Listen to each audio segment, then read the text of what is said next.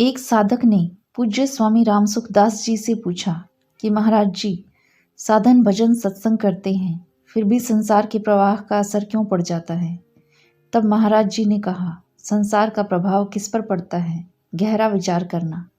संसार का प्रभाव संसार पर ही पड़ता है, अपने स्वरूप पर संसार का प्रभाव नहीं पड़ता। पहले प्रभाव पड़ा और अभी प्रभाव नहीं रहा। यह ज्ञान है कि नहीं? इसका उत्तर दो पहले। महाराज जी, एक बात मन में आई है कि यह सत्संग में तो समझ में आ जाता है, पर बाद में नहीं रहता। महाराज जी ने कहा, पीछे मत रहो। सत्संग में बात समझ आ गई है ना, तो पीछे रहना तुम देखना चाहते हो। यही बहुत बड़ी गलती है, उसका सुधार कर लो अभी। सुधार यही है कि यह व्यवहार में नहीं रहता, अर्थात अंतःकरण में नहीं रहता। इसे समझ लो बस। अंतःकरण में वृत्तियां तो व्यवहार के अनुसार ही होंगी। अगर वैसे वृत्तियां ना हो तो व्यवहार कैसे होगा? भोजन कैसे होगा? बोलना कैसे होगा? चलना कैसे होगा? कुछ भी करना होगा कैसे? जैसा व्यवहार होगा वैसे ही वृत्तियां होंगी। पर व्यवहार और एकांत दोनों का ज्ञान किसी को होता है कि नहीं होता?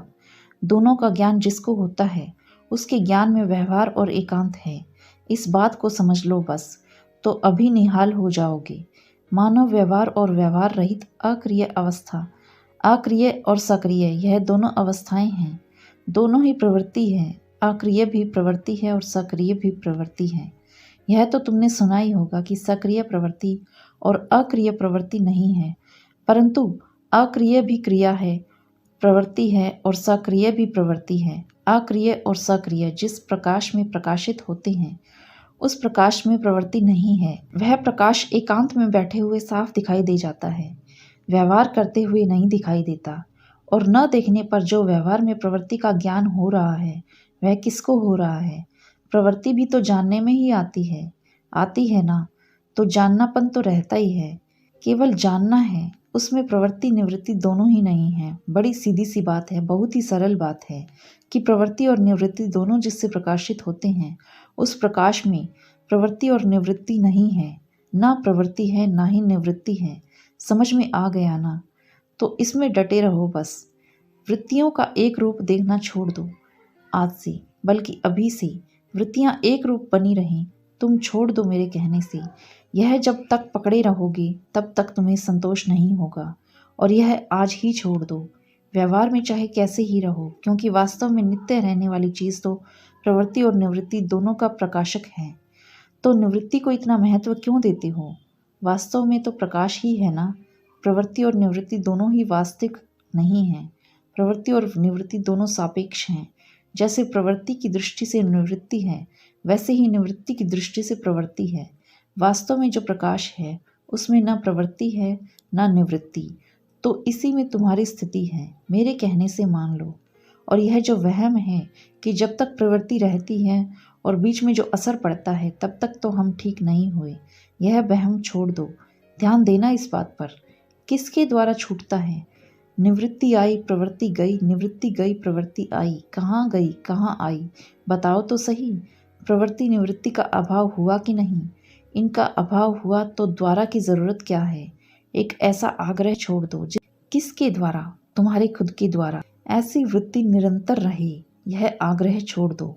इसमें हानि नहीं होगी, बहुत साफ है, इसमें संदेह नहीं है। प्रवृत्ति और निवृत्ति दोनों प्रकाशित होती हैं स्वतः, और ये होती रहें, अपने से कोई मतलब नहीं। प्रवृत्ति और निवृत्ति होती है कि नहीं?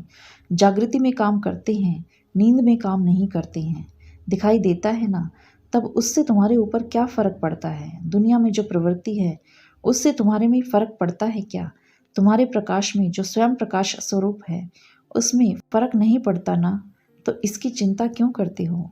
ये जो संसार की प्रवृत्ति निवृत्ति है, वही तुम्हारे शरीर की प्रवृत्ति निवृत्ति है। दोनों बिल्कुल एक धातु की तरह हैं। महाराज जी संसार के प्रवाह में बह जाते हैं, जिससे संतोष नहीं होता। महाराज जी कहते हैं, यही तो गलती करते हो। ये बताओ, संतोष क्यों नहीं होता? इसका कारण है कि आप समझते हैं कि अंतःकरण हमारा निर्विकार रहे। यह बात आपने पकड़ ली है। अंतःकरण निर्विकार होता नहीं। बस यह पकड़ छोड़ दो कि अंतःकरण निर्विकार रहना चाहिए। यह भी छोड़ दो, निर्विकार कैसे रहेंगे? जब यह कार्य प्रकृति का है, तो यह निर्विकार कैसे रहेगा? इसमें तो विकार रहेगा ही। क्योंकि यह प्रकृति से बना है और प्रकृति से जो चीज़ बनी है उसमें हमेशा विकार बना रहेगा। तो आपका यह सोचना कि अंतःकरण निर्विकार हो जाए, तो ऐसा कभी नहीं होगा, क्योंकि यह प्रकृति से बना है और प्रकृति से बनी हर चीज़ विकार सहित होती है। तो महाराज जी, एक बात कहूँ, आप कहते हैं ना कि यह छोड़ दो वह छोड़ दो, तो एक भय सा लगता है, ऐसा विचार आता है कि छोड़ने से कहीं मेरा पतन ना हो जाए। महाराज जी कहते हैं, इसीलिए मैंने बार बार कहा कि मेरे कहने से छोड़ दो। यह क्यों कहा? क्योंकि भय है तुम्हें, तुम्हारे भय का असर है मुझ पर, तुम भयभीत हो रहे हो, इसीलिए कहता हूँ तुम डरो मत, मुझ पर विश्वास तो रखो। जब तक यह पकड़ है तब तक वास्तविक स्थिति नहीं होगी। वास्तविक स्थिति में यह पकड़ ही बाधक है और कोई बाधक नहीं है। प्रकाश में पतन होता ही नहीं है। प्रवृत्ति और निवृत्ति दोनों में प्रकाश समान रहता है। यह बताओ, उसमें फर्क पड़ता है क्या? उसमें कोई फर्क नहीं पड़ता, और अगर फर्क नहीं पड़ता तो उसका पतन कैसे हो जाएगा? तुम मानते हो अंतःकरण में निर्विकारता आ जाए। अगर आ जाए तो प्रकाश, प्रवृत्ति और मोह अगर होता तो भागवत गीता का यह कहना कैसे बनता? न द्विष्टि संप्रवृत्तानि न निवृत्तानि कांक्षति। भगवान कैसे कहते यह बात? महाराज जी, यह तो उन महापुरुषों की बात है ना जिनको साक्षात्कार हो गया। महाराज जी कहते हैं, वे महापुरुष हम ही हैं, वे महापुरुष अलग नहीं हैं, हम ही हैं महापुरुष। प्रकाश का आत्मा का नाम ही महापुरुष है। डरो मत, इसमें बिल्कुल डरना मत। यह जो सामान्य प्रकाश है, इस स्थिति वाले को ही महापुरुष कहते हैं। महापुरुष कहो, चाहे ब्रह्म कहो, चाहे आत्मा कहो, उस सामान्य प्रकाश में क्या फर्क पड़ता है? वह एक है। एक तो यह भय छोड़ दो और एक आगे कुछ विलक्षणता होगी, इस आशा को छोड़ दो, कुछ चमत्कार होगा, यह बात बिल्कुल छोड़ दो। यह दो चीज़ छोड़ दो, यह दो ही बाधक हैं। निषिद्ध आचरण की इच्छा जब खो जाती है तो यह निषिद्ध आचरण छूट जाएगा। यह सुनकर डर लगता है ना, तो छोड़ते डर लगता है। इससे सिद्ध होता है कि निषिद्ध आचरण को आपने महत्व दिया है, और महत्व देकर छोड़ते हैं तो कैसे छूटेगा?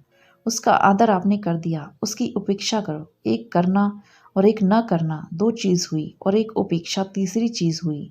क्रिया करने में तो विधि करना है, निषिद्ध करना नहीं है, परंतु भीतर में विधि और निषिद्ध दोनों से उदासीन रहो, क्योंकि विधि और निषेध दोनों दिखाई देते हैं किसी प्रकाश में, आत्मा के प्रकाश में। उस प्रकाश का संबंध ना विधि के साथ है और ना ही निषेध के साथ। विधि का संबंध निषेध के साथ है। निषेध की निवृत्ति करने के लिए विधि है, विधि रखने के लिए विधि नहीं है। इसीलिए विधि, निषेध, भय, आशा, यह दोनों ही छोड़ दो, क्योंकि यह जब समझ में आ गया कि विधि और निषेध यह करना चाहिए और यह नहीं करना चाहिए, यह दोनों होते हैं और मिट जाते हैं, आते हैं और जाते हैं, और आने जाने वालों की, रहने वालों पर कोई जिम्मेवारी नहीं रहती। रहने वालों पर अर्थात आत्मा पर कोई असर नहीं रहता। रहने वाले में न कुछ बनता है न बिगड़ता है, न निषेध से बनता है न विधि से बनता है, और न ही निषेध से बिगड़ता है न विधि से बिगड़ता है। उसका बनता बिगड़ता कुछ नहीं, तो आप पर असर कैसे पड़ेगा? आत्मा विधि निषेध से विचलित नहीं होता, मानो ज्यों का त्यों रहता है। भय और आशा यह दोनों छोड़ दो। भय और आशा में संसार मात्र बंधा है। किसी प्रकार का न तो भय हो न किसी प्रकार की आशा हो। जितना चुप रह सको रहो, और हे नाथ मेरे से छूटती नहीं कहते रहो। कह सकते हो कि नहीं? जितने मिनट चुप रह सको रहो। इस शरणागति में और चुप रहने में बड़ी भारी ताकत है। तो आप निर्बलों को बल आ जाएगा और वह कार्य हो जाएगा। आप में तो बल आ जाएगा और काम सिद्ध हो जाएगा। निर्विकार रहने से, और सिद्ध होगा शरण में जाने से। चुप हो जाने से, मौन हो जाने से शक्ति आती है। यह बात अनुभव सिद्ध है कि बोलते बोलते बोलना बंद हो जाएगा। पड़े रहो, बोलने की शक्ति आ जाएगी। शक्ति स्वतः आती है निष्क्रिय होने से, और सक्रिय होने से शक्ति नष्ट हो जाती है। जितने भोग संग्रह के लिए काम करते हैं उनमें थकावट होती है। नींद लेने से थकावट दूर हो जाती है और शक्ति आती है। निष्क्रिय होने से शक्ति आती है। यह तो अनुभव सिद्ध बात है ना। इसीलिए निष्क्रिय होने से शक्ति आ जाएगी, और हे नाथ, हे नारायण ऐसा कहने से काम सिद्ध हो जाएगा। यह रामबाण उपाय है, इसमें संदेह हो तो बोलो। तो शरण होकर निसंदेह हो जाओ, यही तुम्हारा असली इलाज है। इस अवस्था में चुप होने में परिश्रम नहीं करना है। कोई क्रिया हो गई तो हो गई, नहीं हुई तो नहीं हुई, अपने को मतलब नहीं। अपनी तरफ से कोई क्रिया न तो करो और न ही ना करो, दोनों से उदासीन रहो। क्रिया हो तो होती रहे, ना हो तो मत हो। इस तरह तत्वज्ञ जीवन मुक्त महापुरुष जिसको कहते हैं, उसकी अभी अभी सिद्धि हो गई। बस भय और आशा यह दोनों छोड़ दो। जय श्री राम।